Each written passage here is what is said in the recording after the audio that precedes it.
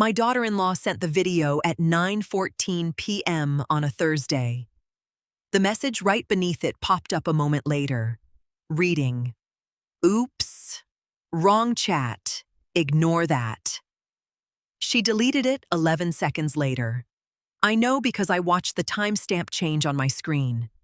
11 seconds is a very short amount of time, but it was long enough for me to hit play. The footage was a bit shaky, taken across a table at a seafood restaurant I had paid for earlier that evening. My son, Mark, held a cocktail in one hand, looking relaxed and confident. "Here's to Mom," Mark sneered, raising his glass to whoever was sitting off camera. 66, living in her own little world. Just a pathetic failure who doesn't even realize we run the house now. She should be grateful we let her hang around. Sarah, my daughter-in-law, let out a sharp, genuine laugh. "At least her credit card is useful." She chimed in before the clip abruptly ended. I sat at my kitchen table, the house perfectly quiet around me. Mark and Sarah had moved in 3 years ago, supposedly for 6 months to save for a down payment. Over those 3 years, their stay had quietly morphed into a permanent occupation. I paid the property taxes, the utilities, the bulk of the groceries, and their car insurance. I did it because he was my son, and because since my husband passed, the house had felt too large anyway. I didn't cry. My hands didn't shake. I simply opened my laptop, logged into my online banking, and exported the last 3 years of transactions into a fresh spreadsheet. I poured myself a glass of water, took a sip, and started highlighting every recurring payment that wasn't strictly mine. The next morning, the kitchen smelled like expensive espresso. Sarah had purchased a high-end machine a few months prior, placing it squarely where my toaster used to sit. I walked in just as she was steaming milk. "Morning, Linda," she mumbled, not looking away from her cup. Mark was at the island, scrolling through his phone. He barely gave me a nod. "Good morning," I replied, pulling my favorite mug from the cabinet. I watched them. I watched how Mark casually tossed his empty yogurt container onto the counter, expecting me to throw it away. I watched how Sarah complained about the internet speed, a bill I covered automatically on the first of every month. There was a comfortable arrogance about them, the specific kind of ease that comes from never having to worry about the machinery of your own life. I took my tea to the back patio. The weather was crisp, the sky a clear, sharp blue. I thought about the spreadsheet currently saved on my desktop. The total amount I had spent subsidizing their lifestyle was significant, but the money wasn't the core issue. The issue was the casual cruelty.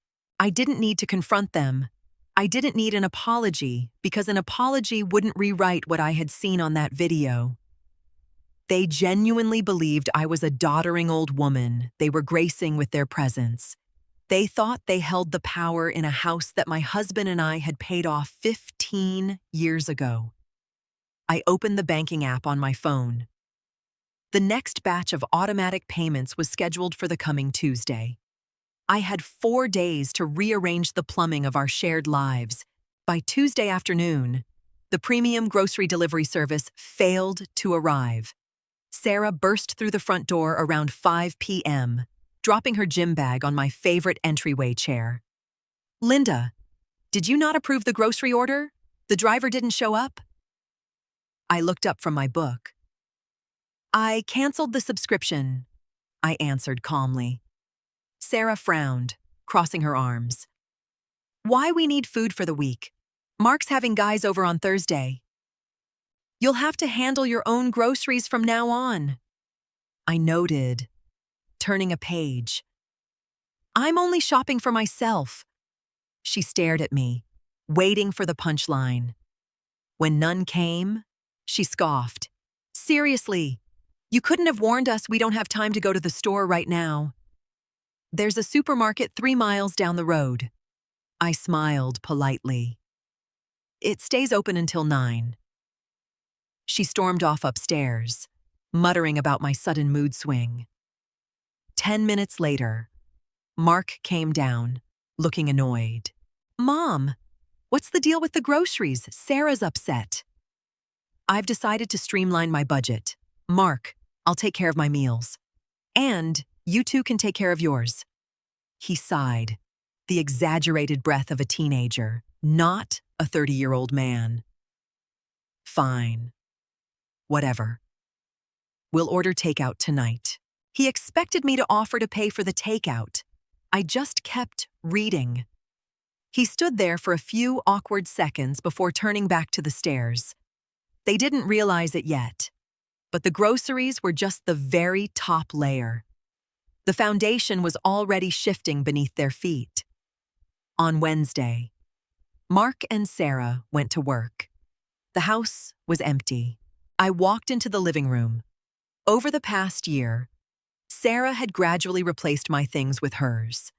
My comfortable reading armchair had been moved to the basement to make room for her sleek, uncomfortable, modern love seat. My framed photos of my late husband and our extended family had been boxed up because they didn't fit her minimalist aesthetic. I spent the afternoon working.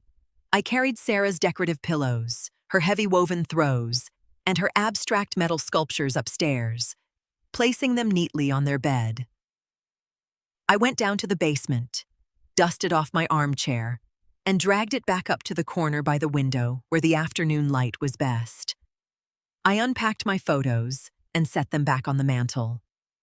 When they returned that evening, the living room looked exactly the way it had before they moved in. Sarah stopped dead in the hallway. What happened in here? I rearranged, I offered, sitting comfortably in my old chair. But my stuff. Where are my things? She demanded, her voice pitching up. I moved them to your bedroom. I pointed upward. I prefer the living room this way. Mark rubbed the back of his neck. Mom, Sarah worked hard to make this space look updated. You can't just undo it without asking. It's my living room. Mark, I replied, keeping my tone perfectly even. I don't need to ask to sit in my own furniture. They exchanged a look of pure confusion. The dynamic they had relied on, where I silently compromised to keep the peace, was gone, and they had absolutely no idea how to navigate its absence. Thursday morning, the auto insurance renewal was due. For 3 years, our 3 vehicles had been on a bundled policy under my name, paid entirely from my checking account. I logged into the insurance portal, removed Mark's SUV and Sarah's sedan from the policy, and paid for my own car in full for the next 6 months. Then, I moved on to the cell phone plan. I separated my line from theirs, transferring their numbers to a standalone account that required immediate payment to remain active. I removed my credit card from the primary billing slot. By noon, I went to the bank. I opened a new checking account, transferred the bulk of my liquid funds into it, and left just enough in the old joint account, which Mark had a debit card for, to cover minor incidental fees. That evening, Mark and Sarah were packing overnight bags. They were heading to a bed and breakfast a few hours away for a long weekend. We'll be back Sunday afternoon, Mark announced, not really looking at me. Have a safe drive. I nodded. I watched them pull out of the driveway, their trunk packed, heading off to relax. They had no idea that their car was currently uninsured, or that their phone service would be suspended by Saturday morning if they didn't log in and update the billing method. I went back inside and locked the door. I had work to do before Sunday. My house has a spacious 2-car garage, a feature that used to be a source of convenience but had become a symbol of my displacement. For the past 3 years, Mark and Sarah had laid absolute claim to both parking spots.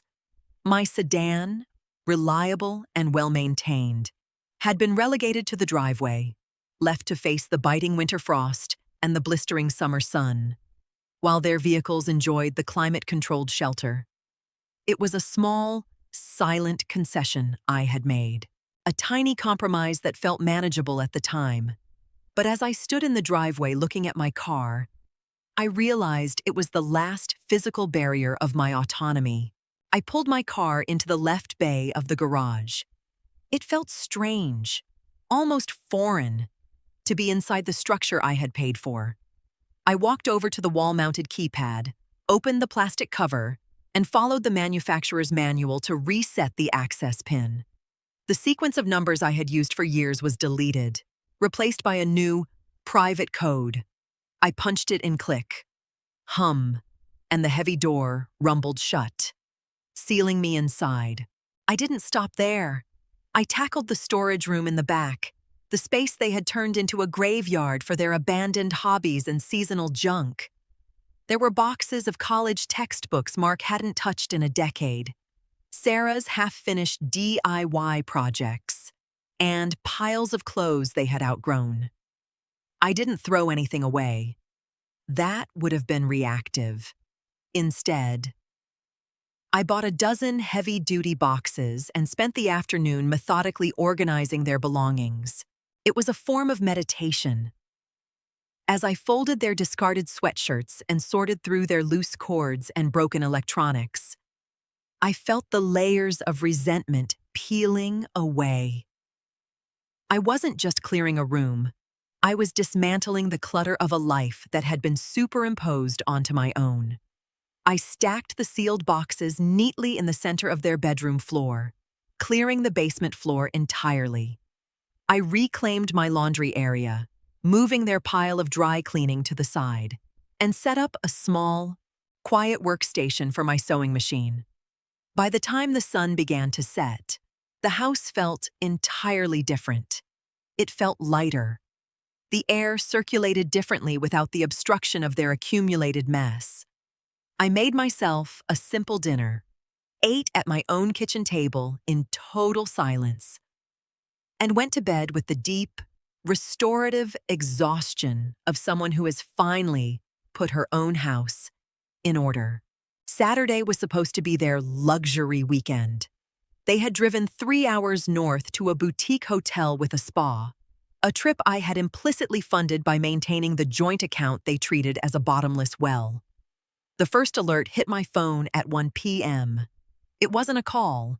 It was a notification from the bank app, declined insufficient funds. I turned my phone face down and continued working in the garden. I had moved my savings into a private, secondary account the day before. The old joint account, which they had been using for every whim, now held only enough to cover the utility bills that were automatically drafted. When the first call came at 2:30 p.m., I let it go to voicemail. 5 minutes later, it rang again. This time, I picked up. "Mom, what is going on?" Mark's voice was high, tight with an agitation I hadn't heard in years. "We're at lunch, and the card was declined. The waiter is staring at us, and Sarah is absolutely losing it." I moved my capital to a new account. "Mark," I said, my voice as calm as a summer afternoon, "I've decided to stop subsidizing your lifestyle. You're both working, and I expect you to manage your own expenses from here on out. You can't just do that without warning," he shouted. I could hear Sarah in the background, her voice sharp and demanding. "We're in the middle of a trip. How are we supposed to get home? How are we supposed to pay for the hotel?" "You have your own debit cards," I replied smoothly. "If they aren't working, you'll need to contact your own bank. I'm sure you have money saved from your salaries." "It's not about the money, it's the principle." Sarah's voice cut in, clear and venomous over the speaker. "You're acting like a child. Linda, this is abusive. I am the one paying for your phone bill, your car insurance, and your housing." "Sarah," I replied, ignoring the bait. I am simply choosing to reallocate my resources toward my own future. My accounts are no longer community property. You're ruining our weekend, Mark yelled. I'm just closing the bank. Mark, you'll figure it out. You're both adults. I ended the call and blocked the number temporarily. I walked into the kitchen, poured myself a glass of iced tea, and looked out the window at the quiet street. The silence of the house was profound. There was no chaos, no looming stress of an unpaid bill, and no sense of dread. The ripple effect of my decision was just beginning, and for the first time in 3 years, I felt entirely steady. I wasn't waiting for the next conflict. I was waiting for them to realize that the safety net they had relied on wasn't just being pulled. It was gone. They drove back early. I heard my car tires crunch on the driveway gravel around 10 a.m. on Sunday. A minute later, I heard the faint, repetitive beep of the garage keypad. Beep, beep, beep, beep. Nothing. Beep, beep, beep, beep. Nothing.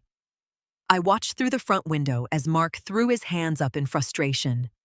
He got back in his car, reversed, and parked on the street. They stomped up the front walkway. Sarah's face flushed with anger. The front door swung open. "Why did you change the garage code?" Mark demanded, dropping his bags in the hall. "I parked my car inside," I noted, sipping my coffee. "There's only room for 2. And I decided I'd like to use my own garage again." Sarah marched past him. "This is completely ridiculous. Linda, you ruined our weekend. We had to use our emergency credit card just to check out of the hotel. And when we tried to call you, we realized our insurance was canceled too." "Your insurance wasn't canceled," I corrected her. "It was just unlinked from my payment method. You have to pay your own premium." "Why are you doing this?" Sarah snapped. "You're acting entirely out of spite," without raising my voice. I reached into the drawer of the side table and pulled out the printed spreadsheet I had made 3 nights ago. I handed it to Mark. "But this is a record of everything I've paid for you over the last 3 years," I stated. "I am done being your financial safety net." Mark stared at the spreadsheet, his eyes scanning the columns. The total at the bottom was bolded. He swallowed hard. "It's just money, Mom," Mark muttered, looking defensive. "We're family. It's not just the money," I replied, my voice steady. "It's the lack of respect. I saw the video Sarah accidentally sent me on Thursday night. The one from the restaurant." The color drained from Sarah's face instantly. Mark froze, his mouth opening slightly, but no words came out. "I'm not a pathetic failure," I continued, looking directly into my son's eyes. "I am the woman who owns this house. I am the woman who has been quietly paying for your comfort while you sit at tables and laugh at me." "Mom, I was just joking around," Mark stammered, shrinking back. "It wasn't a joke," I said. "But it doesn't matter anymore. If you want to continue living here, things are changing today." I handed him a crisp, white envelope. "Inside is a standard lease agreement. Starting on the 1st of next month, you will pay me fair market rent for the rooms you occupy. You will pay 1/3 of all utilities. You will park on the street. If you don't want to sign it, you have 30 days to find a new place to live." Sarah looked at the envelope like it was a live grenade. "You can't do this. I hold the deed. Sarah, I can do exactly this." They didn't sign the lease. They couldn't afford market rent in my neighborhood, not without my constant financial padding.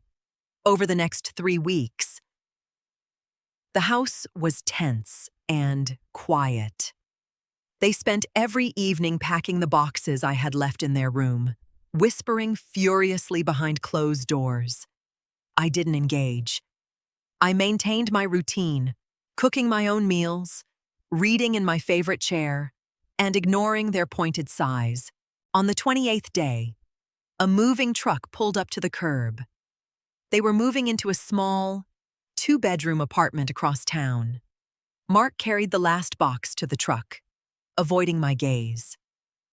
"Bye, Mom," he muttered as he handed me his spare key. "Goodbye, Mark." "Good luck," I replied. I didn't offer a hug, and he didn't reach for one. Sarah didn't say goodbye at all. She simply got into the passenger seat and slammed the door. I stood on the porch and watched the truck disappear down the street. I went back inside and locked the front door. I walked through the quiet hallway, feeling the undeniable weight of the silence. It wasn't lonely. It was liberating. I walked into the kitchen, made myself a cup of tea, and sat at the island. I didn't have to clean up anyone else's messes. I didn't have to worry about the next auto-pay deduction. For the first time in 3 years, I was completely alone in my own home, exactly where I belonged.